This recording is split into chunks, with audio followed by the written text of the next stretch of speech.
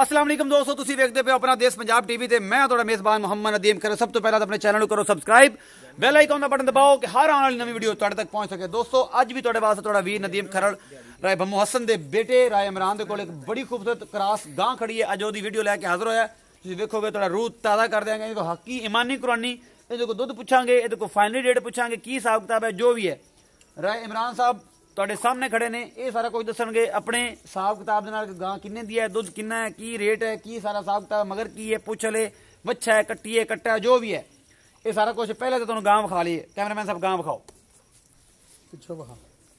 ए गां तुसीं मूंह वेख लिया जनाब, कितनी खूबसूरत है। पूरा अपना वजूद भी विखाने तुहानू। मोहरा फड़ ले यार, मोहरा फड़ ले, एवं डरी जांदी है, मोहरा फड़ ले। हुण सोईए पर अब अच्छा के का ए जनाब बिल्कुल एक एक चीज थन देख लो कितना खूबसूरत मोटा मोटा लगे हुआ है।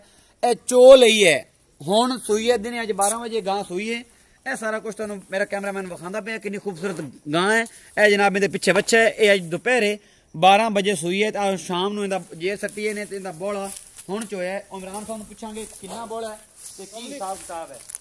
ठीक है जनाब, ये जनाब पूरे कैमरेमैन ने मेरी पूरी गां तुहानू ये विखाई है। ये चौलस्तानी क्रॉस गां है, ਇਹਦੇ ਵਿੱਚ ਆਸਟ੍ਰੇਲੀਅਨ ਤੇ ਚੌਲਸਤਾਨੀ ਮਿਕਸ ਹੈ। ਬੜੀ ਖੂਬਸੂਰਤ ਗਾਂ ਹੈ, ਤੁਸੀਂ ਵੇਖੀਏ ਸਾਰਾ ਕੁਝ। ਰਾਏ ਇਮਰਾਨ ਸਾਹਿਬ ਨੂੰ ਪੁੱਛਦੇ ਆ ਕਿ ਜਨਾਬ ਇਹਦਾ ਫਾਈਨਲ ਜਾਂ ਰੇਟ ਦੱਸੇ। ਦੁੱਧ ਇਹਨੇ ਹੁਣ ਪਹਿਲਾ ਬੋਲਾ ਕਿੰਨਾ ਚੋਇਆ, ਸਾਰਾ ਕੁਝ ਰਾਏ ਇਮਰਾਨ ਦੀ ਜ਼ੁਬਾਨੀ ਸੁਣਨੇ ਆ। अस्सलाम वालेकुम राय साहब। वालेकुम सलाम। राय साहब की हाल चाल है? अल्लाह दा तबीयत से ठीक है? हाँ जी, राय साहब पहले ये दसो कि कदों दी सूई है ते इहदा मगर की है? ये जे 10-11 ਵਜੇ ਸੂਈ ਹੈ ਤੇ ਮਗਰ ਇਹਦੇ ਬੱਚਾ ਹੈ। मगर ਇਹਦੇ ਬੱਚਾ ਦੁੱਧ ਕਿੰਨਾ ਬੋਲਾ ਕੱਢਿਆ ਜੇ ਅੱਲਾ ਨੂੰ ਜਾਨ ਦੇਣੀ ਜੇ?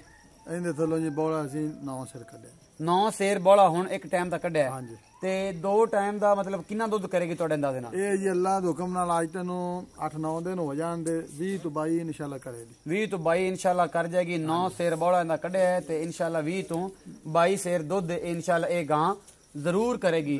ਤੇ ਇਹਦੇ ਮੁਨਾਸਬ ਜੀ ਪੈਸੇ ਕਿੰਨੇ ਨੇ? ਮੁੱਲ ਦਾ ਜੀ ਇਹਦਾ 270 ਹੈ। ਅੱਛਾ, ਤੇ ਆਪਾਂ 230 ਦੀ ਫਾਈਨਲ ਦੇ 230 ਦੀ ਫਾਈਨਲ ਇਹ ਬਣ ਜਾਏਗੀ ਜਿਸ ਬੰਦੇ ਨੇ ਲੈਣੀ ਹੋਵੇ। ਤੇ ਅਗਰ ਕੋਈ ਬੰਦਾ ਹੋਰ ਕੋਈ ਬੇਲੀ ਸੱਜਣ ਹੁੰਦਾ ਹੈ, ਕਿਸੇ ਨੂੰ ਖੋਵੇ ਤੇ ਇਹਦੇ ਵਿੱਚੋਂ ਕੋਈ ਪਿਆਰ ਮੁਹੱਬਤ ਹੋਏਗਾ?